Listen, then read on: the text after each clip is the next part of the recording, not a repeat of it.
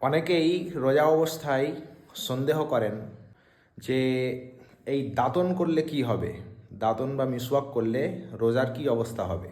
তো রোজা অবস্থায় এই দাঁতন করা শুধু জায়েজই নয়, বরং সুন্নত, উত্তম আমল।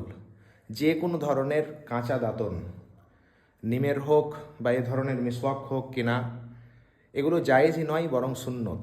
হ্যাঁ, তবে মশলা মনে রাখুন যে কোনো ধরনের মাজন বা পেস্ট, টুথপেস্ট যেগুলো পাওয়া যায়, সেন্সোডাইন বলুন, পেপসোডেন্ট বলুন, বা যে কোনো কোম্পানির টুথপেস্ট, সেগুলো ব্যবহার করা রোজা অবস্থায় মাকরু।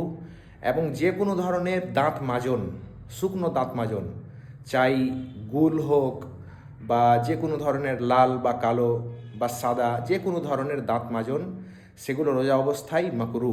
এবং সেগুলো যদি আবার গলার ভিতরে চলে যায় তবে তো রোজাই ভেঙে যাবে। অতএব এই যে কাঁচা মিসওয়াক, এটা রোজা অবস্থায় উত্তমই নয় বরং সুন্নত। এবং যে কোনো ধরনের দাঁত মাজন বা পেস্ট রোজা অবস্থায় মাকরু, আর করতে করতে যদি গলার ভেতরে চলে যায় তাহলে রোজা ভেঙে যাবে।